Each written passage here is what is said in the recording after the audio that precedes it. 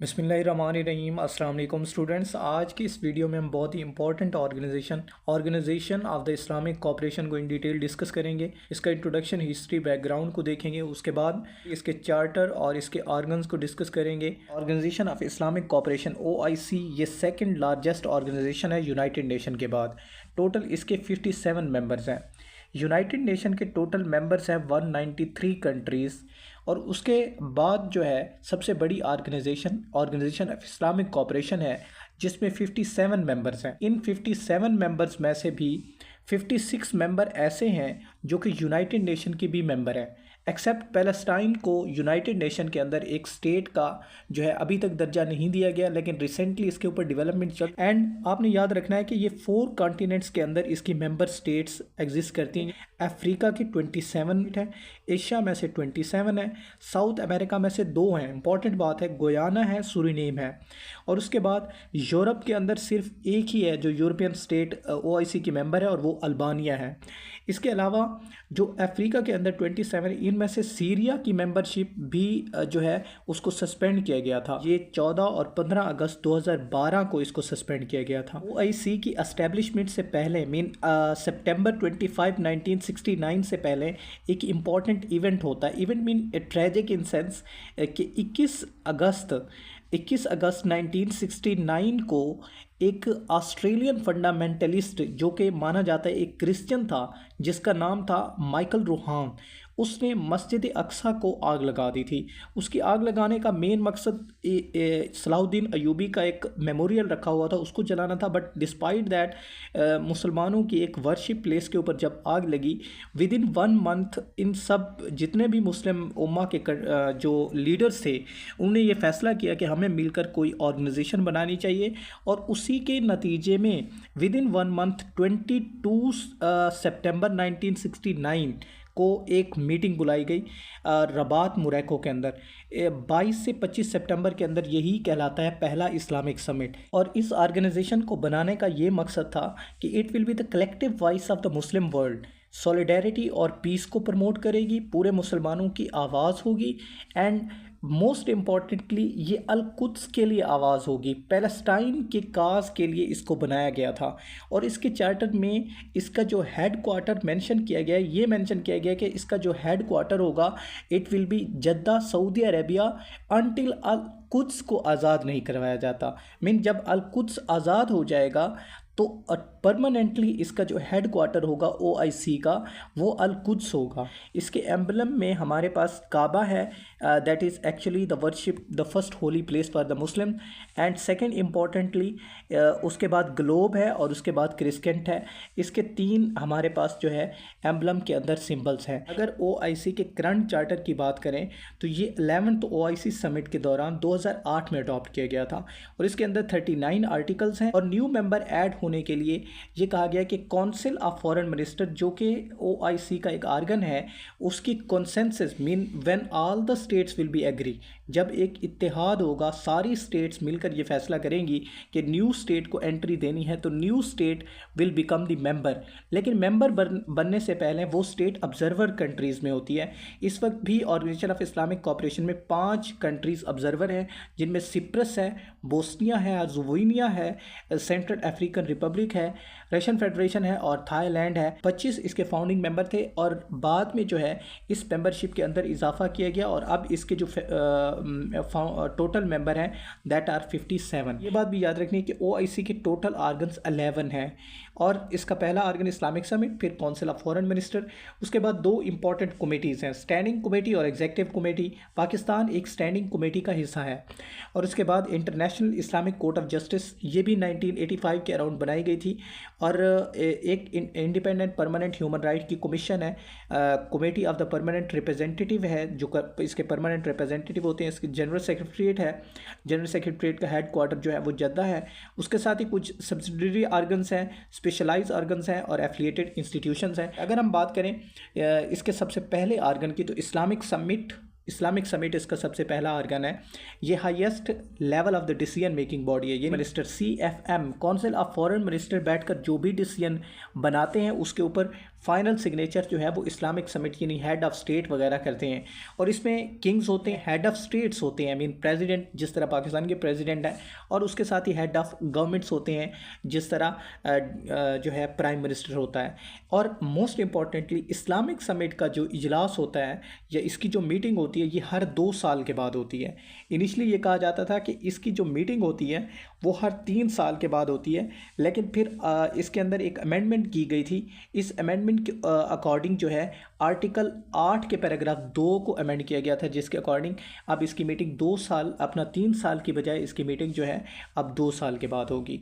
उसके बाद इसके इस्लामिक समिट जो इम्पोर्टेंट हुए हैं अगर उनको देखें तो पहला इस्लामिक समिट जिसमें ऑर्गेनाइजेशन ऑफ इस्लामिक कोऑपरेशन की बुनियाद रखी गई थी वो 25 सितंबर 1969 मोरक्को रबात के अंदर हुआ था। ऑर्गेनाइजेशन ऑफ इस्लामिक कोऑपरेशन का पहला इस्लामिक समिट कहाँ पे हुआ था, तो ये हुआ था रबात के अंदर। अब इस्लामिक समिट के भी 2 तरह के समिट होते हैं, एक होता है इस्लामिक समिट, एक बाद में 1997 से ऑनवर्ड एक एक्स्ट्रा ऑर्डिनरी समिट का आगाज़ किया गया था। मीन इस्लामिक समिट तो हर 3 साल के बाद ऑर्गेनाइज होता है या फिर 2 साल के बाद। तो अगर उसके दौरान कोई और इम्पॉर्टेंट मुस्लिम उम्मा को इशू आता है तो उसको जो है टैकल करने के लिए एक्स्ट्रा ऑर्डिनरी समिट बुलाया जाता है। और एक्स्ट्रा ऑर्डिनरी समिट ये काउंसिल ऑफ फॉरेन मिनिस्टर या कोई भी मेंबर स्टेट जो है वो बुला सकती हैं। और OIC का second important summit Islamic summit जो हुआ था ये 24 फरवरी 1974, ये 69 लिखा गया है, इट इज़ एक्चुअली 1974 में सेकेंड इस्लामिक समिट हुआ था। मोस्ट इम्पॉर्टेंटली ये लाहौर के अंदर हुआ था और इसको माना जाता है कि ये इस्लामिक समिट OIC की पीक है। इस वक्त OIC के जितने भी इस्लामिक कंट्रीज़ थे, मेजर बड़ी पर्सनैलिटीज़ ने OIC के इस मीटिंग के अंदर जो है शिरकत की थी। डिस्पाइट दैट कि उस वक्त मुस्लिम कंट्रीज़ के दरमियान बहुत सी डिफरेंसेस थे, उसके बावजूद भी इस मीटिंग के अंदर ZA भुट्टो ने इसको जो है ऑर्गेनाइज़ किया था पाकिस्तान के अंदर, लाहौर के अंदर। ZA भुट्टो ने भी इसके अंदर शिरकत की थी, उसके साथ शेख मुजीबुर रहमान बांग्लादेश के, उन्होंने भी इसके अंदर शिरकत की थी। उसके अलावा सऊदी अरेबिया की किंग फैसल, इन्होंने भी इस मीटिंग के अंदर शिरकत की थी। और इसके अलावा मोस्ट इम्पॉर्टेंटली लीबिया के कज़ाफ़ी, ये इन्होंने भी उस वक्त शिरकत की थी। और fifth and the most important personality ये अनवर सादात थे, इनका ताल्लुक इजिप्ट से था, इन्होंने भी इसके अंदर शिरकत की थी। ये माना जाता है 1974 का इम्पॉर्टेंट तरीन OIC का इवेंट। लेकिन इस इवेंट के इसके बाद जो है OIC का जवाल शुरू होता है। इन सारे जितने भी ये अनवर सादात हैं, मोअम्मर कदाफ़ी हैं, या फिर ZA भुट्टो हैं, शेख मुजीबुर रहमान है, किंग फैसल है, इन सब को असैसिनेट किया गया।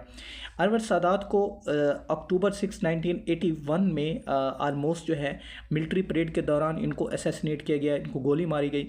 मोअम्मर कदाफ़ी को नेटो की फोर्सेस ने 2011 में जब मारा था तो उस वक्त ये कहा जाता है he was trying to escape from a pipe, वो एक पाइप से निकलने की कोशिश कर रहे थे, एंड ही सेड कि डोंट किल मी, मुझे मत मारो। किंग फैसल को उनके भाई ने, सौतेले भाई ने मार्च 25, 1975 को मार दिया था। शेख मुजीबुर रहमान को बंगालीज की आर्मी ने अगस्त 15, 1975 को मारा था।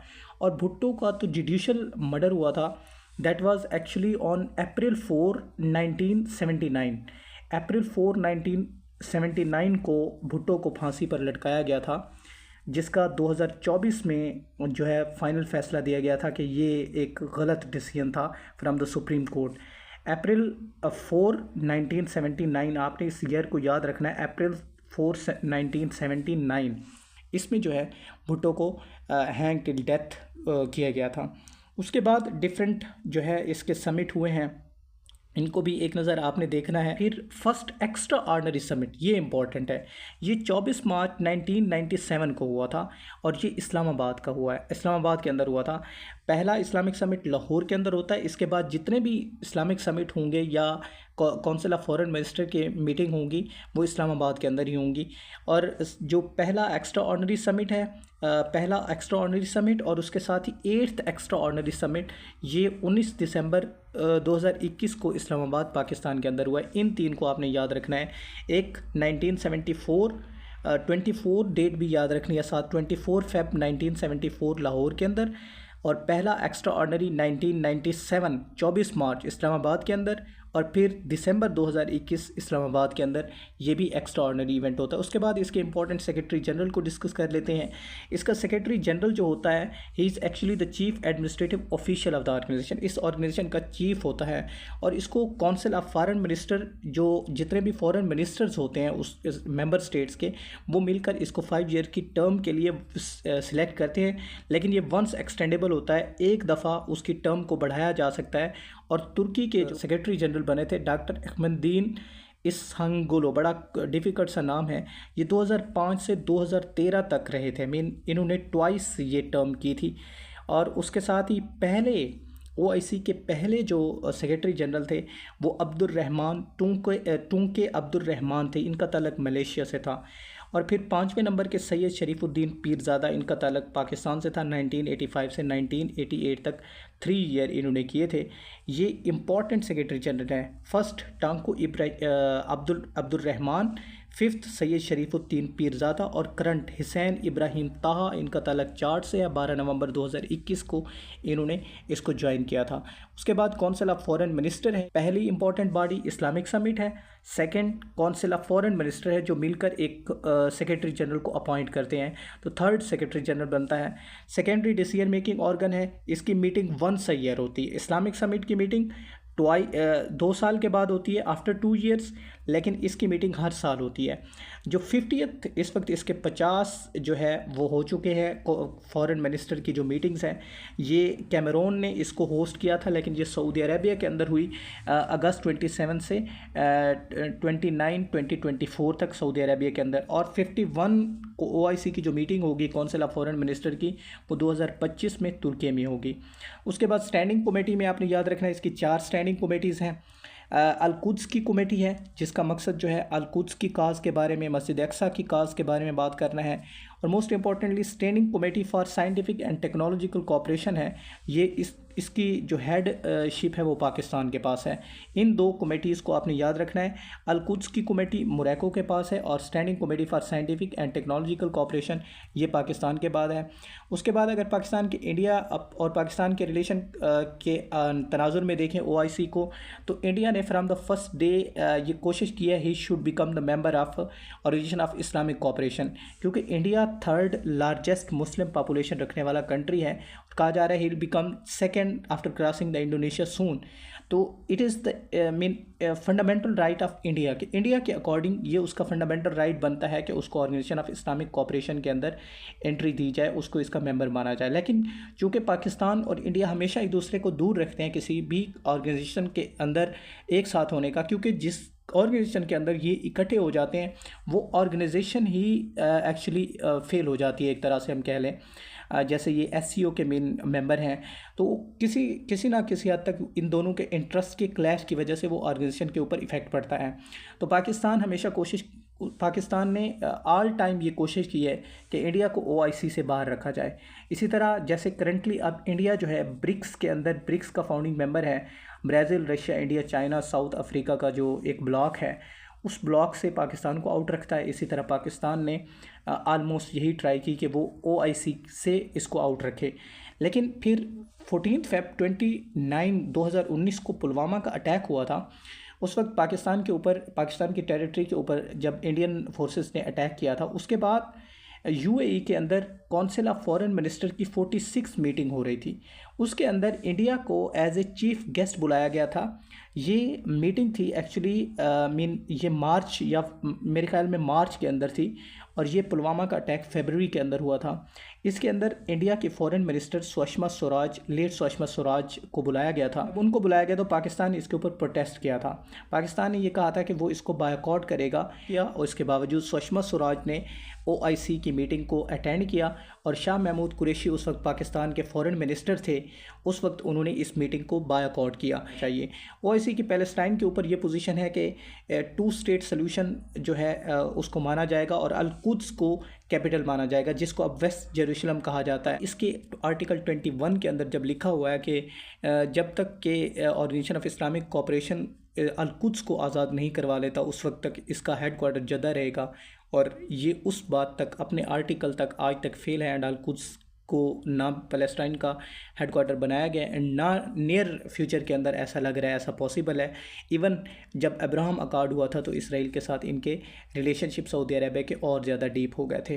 तो ये ऑर्गेनाइजेशन है, इसको आपने इसके MCQs को अटैम्प्ट करने की कोशिश करनी है, बहुत ज़्यादा इसके MCQs को प्रैक्टिस करना है। It will be become in easy for you. Thank you so much.